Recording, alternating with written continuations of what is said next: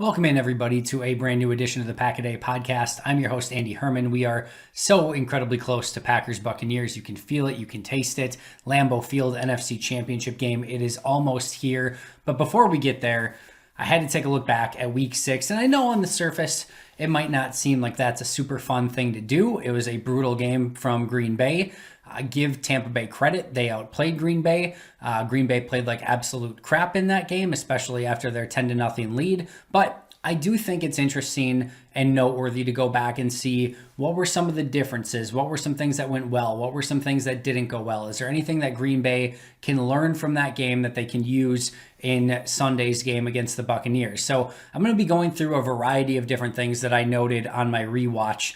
Before I get to that, I did want to mention, one of the things that I kind of took away from this game that I think that Tampa Bay does get an advantage from this game is the psychological. And what I mean by that is this is an entirely different game, and what happened in week 6 for the most part is not going to influence what happens in the championship game. However, when Green Bay gets ahead of teams early and they get a double-digit lead, or they pull ahead at some point in the game, teams press against Green Bay, because if Green Bay gets that double-digit lead and it's Aaron Rodgers at quarterback, number one scoring offense, they're down by 10, but to that team, it feels like they're down by like 30. It feels like they have to score right away, or Green Bay's going to get another touchdown, make it a 3-score game, and the game is going to be ultimately over at that point. So teams start to press. They start to get a little bit pass happy. They get predictable on offense, and Green Bay,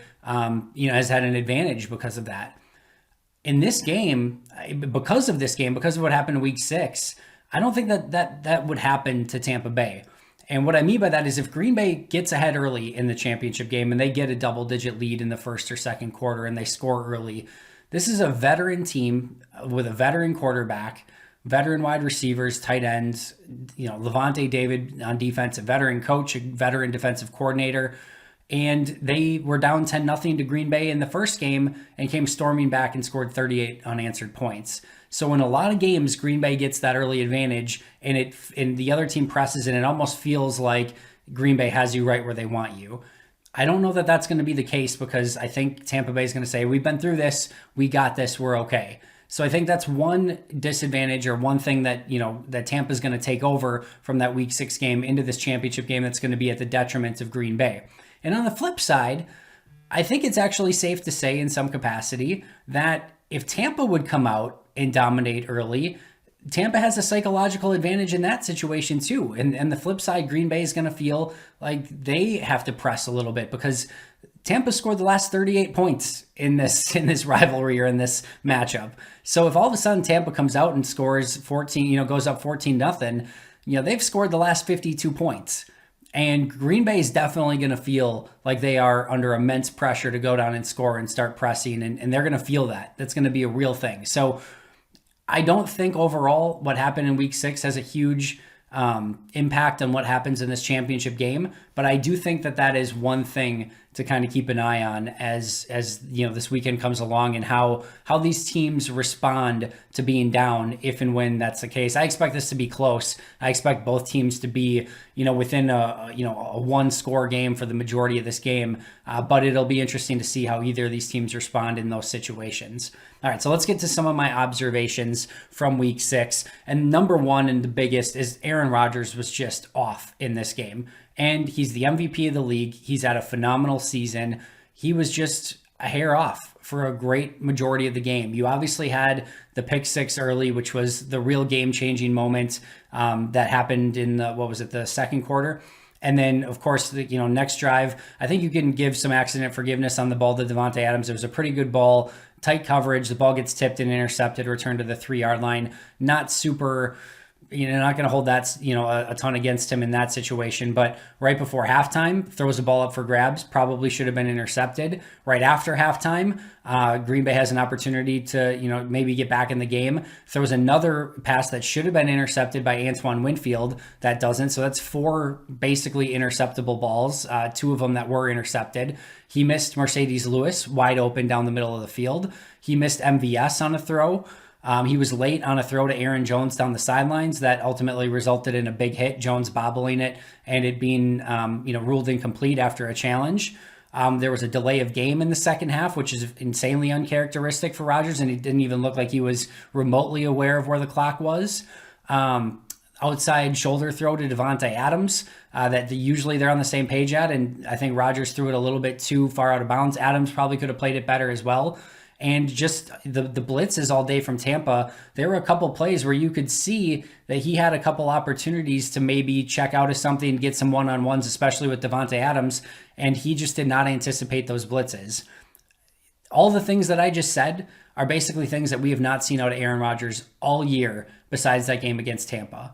And it would be insane if it was a repeat of his performance in week 6 in the NFC Championship game, just because it was so insanely uncharacteristic of how his performance was through the season. So if you're looking for, I guess, a bonus, I don't see that being the same issue in the NFC Championship game as it was week 6. He's the MVP for a reason. He's been playing on fire, and I don't anticipate him having that same level of performance in a championship game, even though he's maybe not played his best football in championship games throughout his career. But still, I don't expect that to be the case this Sunday.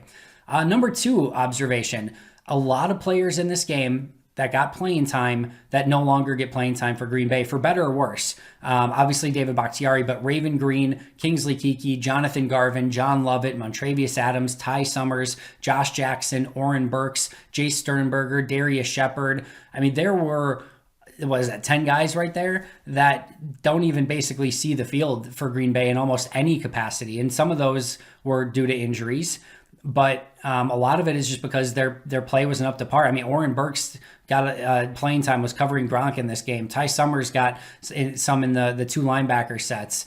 With Alan Lazard being out, which I'll get to in a moment, you saw more Darius Shepard, more EQ, with Kevin King being out, more Josh Jackson. Like these guys, a lot of these guys don't play. Jonathan Garvin hasn't been active in weeks. Jay Sternberger not active in weeks. Oren Burks certainly hasn't seen the field on defense. Montrevious Adams out with injury. John Lovett out with injury. Ty Summers hasn't played in months.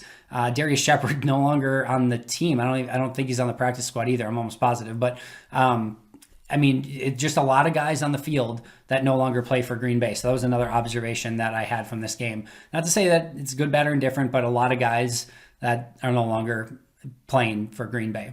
All right, number 3, no Alan Lazard, Christian Kirksey, or Kevin King. I'm going to get to King in a second. Kirksey, I'm not going to touch base on too much other than, you saw some Ty Summers, some Oren Burks, and it just wasn't up to par. But no Alan Lazard. You saw a lot of Malik Taylor. You saw some Darius Shepard. You saw more EQ. And just frankly, those 3 guys weren't up to the task on that given day. And if you remember back, I want to say it was about a week and a half ago, maybe 2 weeks ago, Matt LaFleur talked about Alan Lazard in his press conference. And he basically said, without Alan Lazard, there is a chunk of our offense that we cannot play because of what he does as a blocker on the outside, what he does as a blocker in the running game. He basically said there is a chunk, whatever that is, a large piece of their offense that they simply cannot run because they didn't have Alan Lazard on the field. That is a major difference, and especially when you're going to Malik Taylor, EQ. There were 2 plays where Rodgers and EQ were not on the same page. Malik Taylor and Darius Shepard didn't do a ton in that game. So getting Alan Lazard back, I think, is a major change for Green Bay. And then my next one is, kind of on the same wavelength with Kevin King being out. Struggled by Josh Jackson. He had some nice plays early in this game, but he also allowed a touchdown. He also had a long pass interference penalty that led to a touchdown. The touchdown was on a 3-man rush. Everyone else had it covered up, and Josh Jackson got burnt in the back of the end zone and allowed a touchdown. Pass interference. Again, Josh Jackson covering deep, never got turned around. That's been an issue of his. Now, we'll get to Kevin King's injury this week in a second, but the struggles of Josh Jackson late in that game led to really 2 Tampa Bay touchdowns. My guess is he won't be on the field. We'll talk again about Kevin King in a minute, but that was another observation from that game. Number 5, Gronk had a big game, and Green Bay's going to have a better plan. He had big catches on Adrian Amos, Raven Green, and Oren Burks. Raven Green and Oren Burks won't play. There's going to be more Chris Barnes. Darnell Savage has played more of that robber role. Adrian Amos is probably going to see more time on Gronk. But Gronk can't have that same level of performance. There's going to be different players in there for Green Bay, and they're going to have a better plan against him. That was really probably one of his best games of the season. He's not been the same this year, and hopefully that was a a bit of an anomaly, and Gronk doesn't have that same level of performance against Green Bay in the championship game.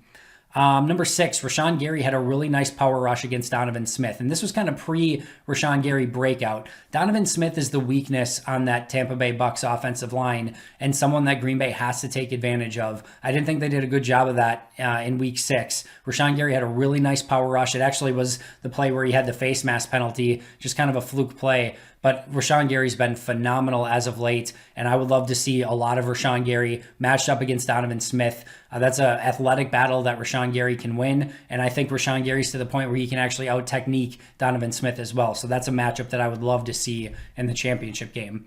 Defensively, a ton of plays where they were late setting up on defense. There were a couple times where they got caught with 12 men on the field. That stuff cannot happen against Tom Brady and the Bucs. They have to be ready. We haven't seen that since then. We've seen Green Bay's defense be ready, not trying to sub late, but that was definitely an issue in that game as well, and something Green Bay can't repeat.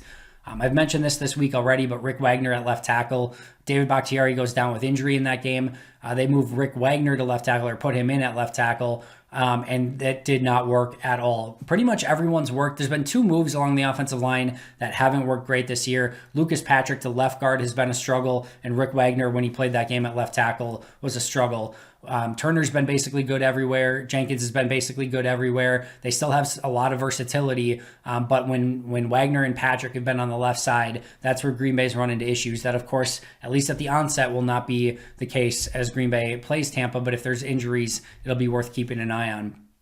I actually thought that Green Bay had some success with blitzing Tom Brady in this game. There were a handful of, maybe a handful is aggressive, but there were a few 3-and-outs in this game. Some plays where they were able to get Tom Brady off his spot and just kind of make him get rid of the football. They had some success with pressure. It's something I want to see them go back to maybe a little bit more. They did not have any success with the 3-man rush, go figure, but that's not a defense you can play consistently against Tom Brady. He will find the open guy, and he will sit in the pocket all day if he needs to, if you're not getting pressure. And it's tough to get pressure with 3 guys when there's 5 really good offensive linemen for Tampa. So I would love to see a little bit more pressure and a lot less 3-man rush.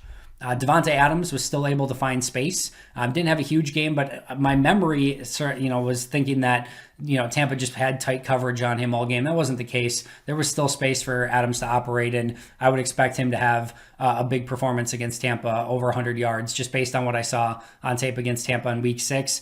They're going to find ways to better get him involved this coming week. Green Bay, as I kind of mentioned earlier, massive struggles against the blitz. Just didn't see some of the blitzes coming. Tampa Bay was uber aggressive. That's not something you usually see as a tactic against Green Bay. It worked with a great level of success. I don't think Green Bay had some of the built-in checks to maybe get out of some of those pressures. Jamal Williams had an uncharacteristic pass block play, and just Green Bay wasn't successful in picking up those blitzes. They've been much better against it since. If Tampa tries that again, I think Green Bay will be much better prepared. Green Bay's done a much better job of building kind of some of those solutions within the offense, and again, they have not allowed a sack to the blitz since that game against Tampa.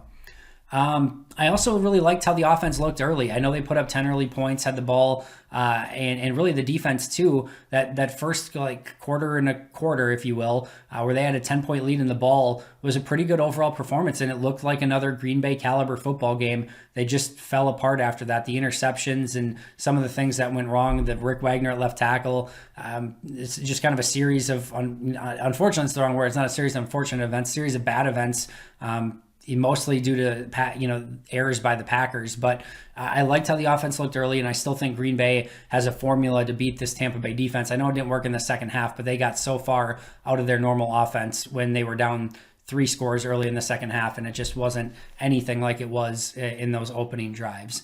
Those were my 12 main observations from week 6. I think all of these things are things that Green Bay is going to be able to learn from and, execute better in the championship game. Obviously, they're going to need to, so they don't get beaten with 38-10 again. But I overall came, overly, it was better than I thought it was going to be. And I saw some things that Green Bay can improve upon without a ton of time, effort, and energy, and not have some of the same mistakes that they had against Tampa Bay.